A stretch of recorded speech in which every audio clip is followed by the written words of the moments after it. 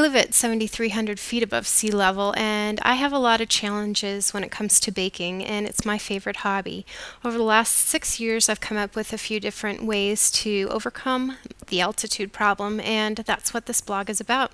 It's a record of all the different techniques and tips and tools that I have to share with you, and I'm hoping you'll also share yours with me. So if you take a minute and look around and reply to posts if you have some advice you can give me.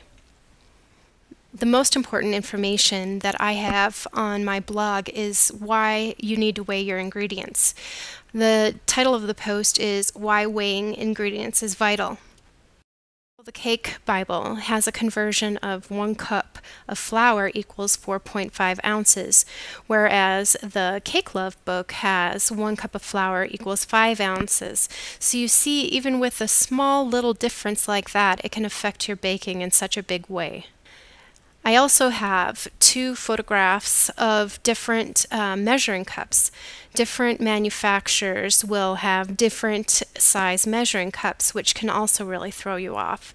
The ones that I have on there, the photographs, are 1 cup equaled 5.6 ounces, while another cup equaled 4.5. So that's a really big difference. Another reason why weighing your ingredients is vital, and vital to making sure that you get the same consistent results every time.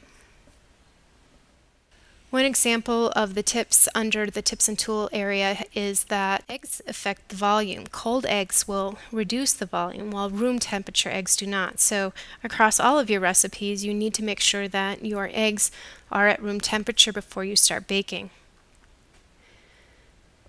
In the video portion of the blog, I've recorded some different techniques on baking. Being a visual learner, it's always helped me when I see the process and how the end product should look.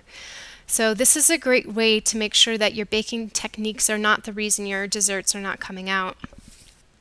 Under cookbook reviews, I look at different authors and different cookbooks. I try their recipes and then write about what I find. I'm using the standpoint of whether or not they work at high altitude. And in addition, if I can adjust them for high altitude, well, are they good? And, are they worth your time and money? I've also included some general reviews. Some cookbooks have a lot of good information, and if you understand all the different components of baking, it makes it much easier to adjust your recipes. So this is it. This is my blog, and these are the adjustments I've made. These are the recipes I've come up with. This is all the information that I have compiled to try to bake at a high altitude and come up with some really tasty stuff. So please reply to my posts, email me, give me suggestions and advice.